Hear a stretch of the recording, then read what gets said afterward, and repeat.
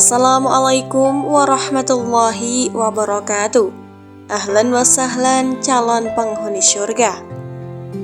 Dalam Islam, zina adalah perbuatan dosa besar yang merujuk pada hubungan seksual antara laki-laki dan perempuan yang tidak terikat dalam pernikahan yang sah.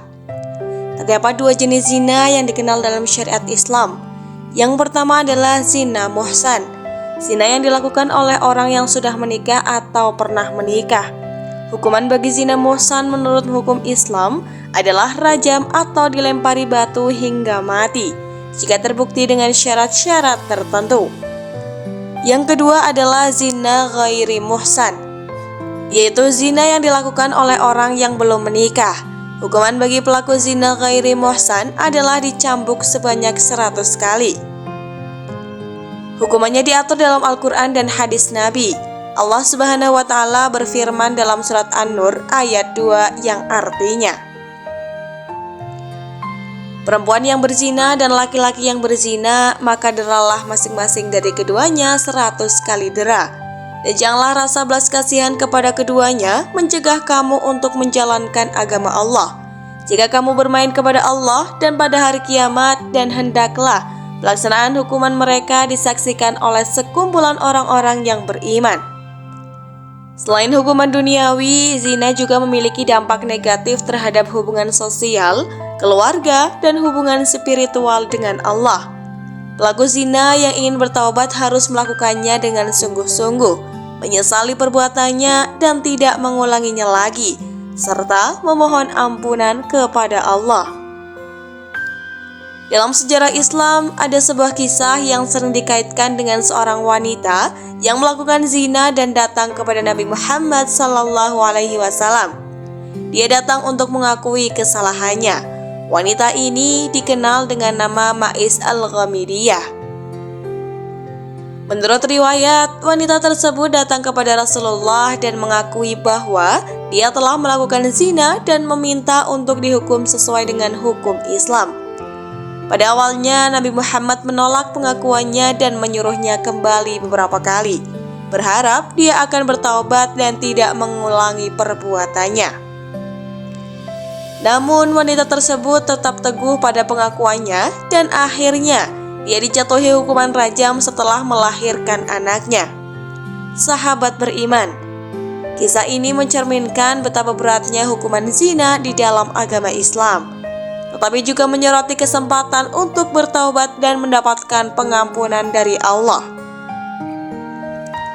Wanita tersebut diingat sebagai contoh seseorang yang benar-benar menyesali perbuatannya dan dengan sukarela menerima hukuman sebagai bentuk penebusan di dunia.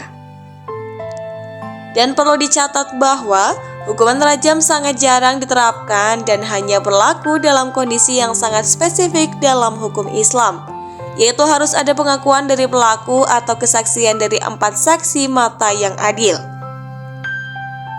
Zina tidak hanya berbahaya dari sudut pandang moral dan spiritual, tetapi juga dapat membawa dampak serius bagi kesehatan fisik dan juga mental.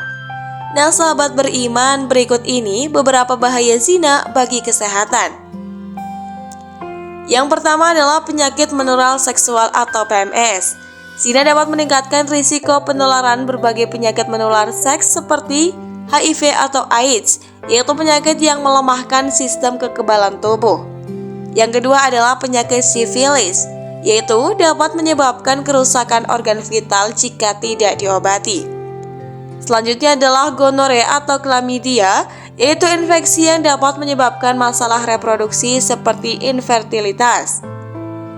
Selanjutnya yaitu ada herpes genital, adalah infeksi yang menyebabkan luka pada area genital dan bisa menyebar sepanjang hidup. Kemudian yang kedua adalah kehamilan yang tidak direncanakan. Hubungan seksual di luar nikah dapat mengakibatkan kehamilan yang tidak direncanakan. Hal ini dapat berdampak buruk terutama bagi wanita, seperti tekanan sosial, emosional, dan juga ekonomi. Kehamilan yang tidak diinginkan juga seringkali berakhir dengan aborsi yang dapat merusak kesehatan fisik dan juga mental. Yang selanjutnya adalah gangguan kesehatan mental. Sahabat beriman, Zina seringkali dikaitkan dengan rasa bersalah, rasa malu, cemas, dan depresi, terutama bagi mereka yang memiliki nilai-nilai agama atau moral yang kuat. Perasaan ini dapat mempengaruhi kesejahteraan psikologi seseorang dan memicu masalah kesehatan mental seperti depresi, stres dan cemas berlebihan, serta kehilangan harga diri. Kemudian selanjutnya adalah gangguan hubungan sosial. Zina dapat menghancurkan hubungan, baik itu dengan pasangan resmi maupun keluarga. Perselingkuhan dan hubungan di luar nikah bisa menyebabkan perceraian, keretakan keluarga, dan juga konflik sosial dalam masyarakat. Selanjutnya adalah infertilitas dan komplikasi reproduksi. Beberapa PMS seperti gonorrea dan klamidia dapat menyebabkan infertilitas atau ketidakmampuan untuk memiliki anak jika tidak segera diobati. Selain itu, komplikasi reproduksi lain seperti radang panggul juga bisa timbul akibat zina.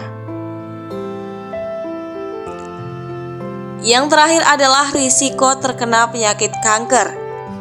Penelitian menunjukkan bahwa beberapa PMS, terutama infeksi HPV, dapat meningkatkan risiko kanker serviks pada wanita, serta kanker penis pada pria. Nah, sahabat beriman, oleh karena itu, dari sudut pandang kesehatan, menjaga kemurnian diri dan menjauhi zina adalah langkah penting untuk melindungi diri dari risiko fisik dan mental yang serius. Demikianlah video yang dapat saya sampaikan dan jangan lupa untuk subscribe di channel ini. Serta nantikan video selanjutnya. Terima kasih. Wassalamualaikum warahmatullahi wabarakatuh.